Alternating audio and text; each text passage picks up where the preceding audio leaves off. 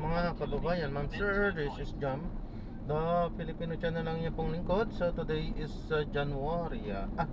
February 1 na 26 at tayo ngayon ay papunta dyan na sa may Isabel D. Valenzuela, MacArthur Highway, Marolas, Valenzuela po yan. At dadalhin po natin sa may The Rise Tower sa may MacArthur Highway. MacArthur Highway dito yan sa may Fatima. Okay, so magbabalik po tayo dito yan sa may Marolas din, Fatima University. Okay, so magbabalik po tayo mamaya unti po pag nakuha na po natin sila. Disclaimer lamang po, ang content po natin ay kalsada at hindi ang passenger. Kaya naman sakasakali man po na may marinig kayo mga pangalan ng lugar, pangalan ng tao, pangalan ng organizations, government o private man yan, ay wala pong kinalaman ng channel na ito at wala pong pinapatungkulan. At kung anong pinag-uusapan dito ay pawang dito lamang po yan sa loob at wala pong pinapatungkulan sa labas. Okay po, magbabalik po tayo mamaya unti pag nakuha na po natin sila.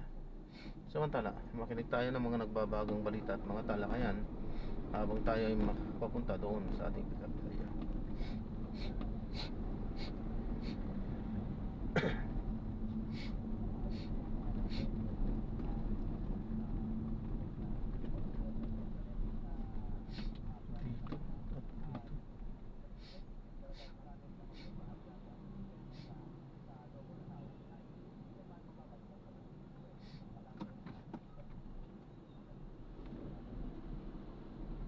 Marami sinasabi, makailang impeachment ng pinag-uusapan natin na una pa yung kay VP Sara, hindi siya nagawa ng anumang influensya. So we can expect the same. Ma'am, yesterday, meron pong motorcade. Former Representative Mike Defensor calling for the resignation of President Bongbong Marcos. Although nag-issue na rin kayo ng statement, ma'am, pero we will get you on the record on this. Anong reaction po ng pamahalaan? Bakit sila nagmo-motorcade? Kumakalaban sila sa korupsyon? Tama? Hindi ba yun napaka-ipokrito on their part? Alam naman nila, nung nakaraang administrasyon, umamin na yung kanilang puon, yung kanilang idolo si dating Pangulong Duterte. Na siya ay korap at siya ay nagnakaw. At may nadinig ba tayo sa kanya? May nadinig ba tayo dito sa mga umiidolo kay dating Pangulong Duterte? Di ba hindi ba parang naging enabler pa sila sa issue ng korupsyon? Nandiyan yung issue ng korupsyon about formally. Nadinig mo ba sila? So ngayon sila lalaban sa korupsyon na ang Pangulo ang nanguna para maimbestigahan itong flood control project na maanomalya. Nung binanggit, si dating Pangulong Duterte na maraming ghost project sa kanila. Year 2020 pa. Sumigaw ba sila? Nagrally ba sila? So, sasabihin nila kumakalaban sila sa maanumalya at sa korupsyon na pinangunahan ngayon yung dating Pangulong Duterte. Huwag silang sumausaw ng ganyan. Dapat doon pa sila sumigaw. 2016 at 2022 dapat nagsitingay na sila. Pero tumahimik. Oo, mukhang marami pa rin mga kumukontra rin talaga kay Pangulong BBM, ma'am. Pero doon naman po sa matter of impeachment na desisyon ng Supreme Court, ma'am. Although sinabi niyo na respect, you should respect. Pero would you agree as a lawyer sa ibang mga nagsasabi na nagkaroon ng judicial overreach ang Supreme Court dito sa desisyon nila sa impeachment case ng BBM? Drop off po. Ay, drop off. Pick up. Oo. Una-una, siyempre, respectuhin natin Thank you po. ang decision ng Supreme Court. Ako, as a trial lawyer, siyempre may mga cases, hindi lang ito. May mga cases na tayo na, bakit naging ganun yung decision ng Supreme Court? Diba? Pero, may mga pagkakataon din naman. Matapos ang ilang taon, yung dati naging decision ng Supreme Court, inaabandon na nila at nagkakaroon ng bagong jurisprudence. So, ganun lang yun eh. Kung tayo ngayon ay tumututol, wala tayong magagawa dyan kasi yan ang naging decision ng Supreme Court. Kung may judicial overreach dahil napakialaman di umano ang mga rules ng na dati pang pinapatupad ng House of Representatives, can be, yes, yan ang pananaw ng iba, maraming constitutionalist, maraming legal luminaries na sabi, yes, may judicial overreach, but at the end, wala tayong magagawa dyan kundi patupad kung ano ang sinasabi sa Supreme Court dahil yan yung jurisprudence ngayon. Dahil pagka hindi niya yan sinunod, mangyayari niyan lahat Good morning ng po. maaaring maging Ma'am Ana po. ma-impeach. Tatakbo pa din sa Okay Supreme na po. Court. Ano sabihin na ito is violate yung jurisprudence. So, wala. Siguro, time will come kung darating man yung panahon. Kaya lang sabi naman ng House, mag-legislate sila based sa Supreme Court. So, there will be no more question in the future. Pag ano. And again yan ay sagot ni Yusek as a lawyer. Unless pala, yes, as a lawyer. Unless, panukala si Senator Espitito ay baguhin yung konstitusyon regarding the impeachment. So, most probably, kung ito ay mangyayari, baka disalihin na nila kung ano yung rules dyan para wala ng gray area at there's no more room for interpretation. And speaking of Chacha, Yusek, pinalutang po ulit nga yung usapin ng makakailangan po i-amend ang ating constitution. Ang Malacanang po ba, napag-uusapan po ba ulit sa Malacanang ang usapin po ng Chacha at ano po ang posisyon ng Pangulo tungkol po sa charges? Yung huli kasi namin pag-uusap, alam mo yung Christian up sa with the economic team. So talagang hindi na pag-uusapan yan. Ang gusto ng Pangulo, nung nagkaroon ng meeting, let's move forward. Diba?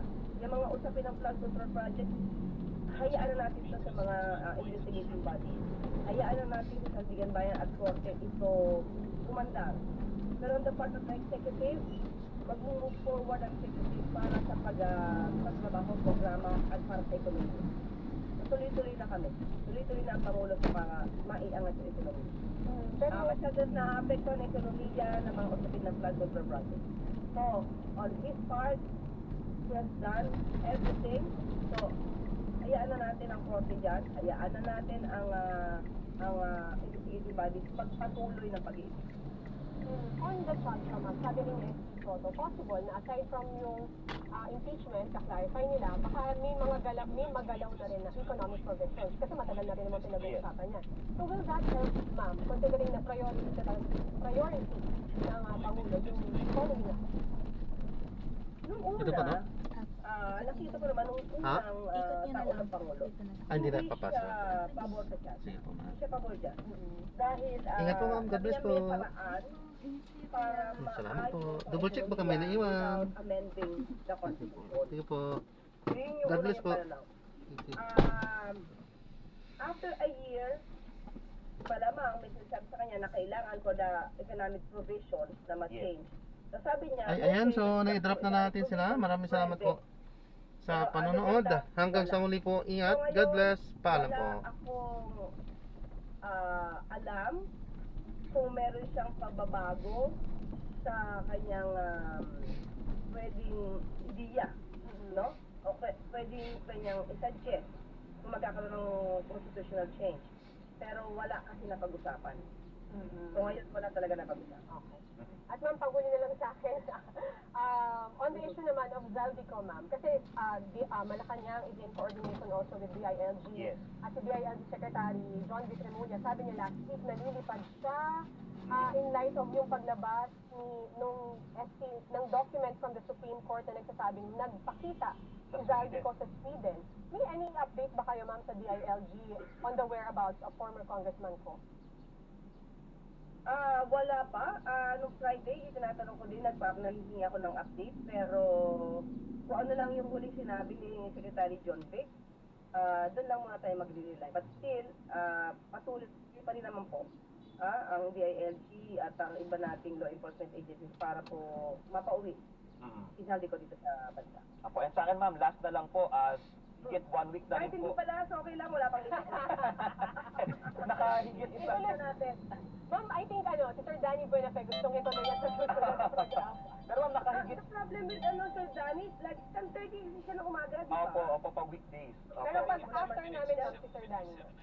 Nakaabang din.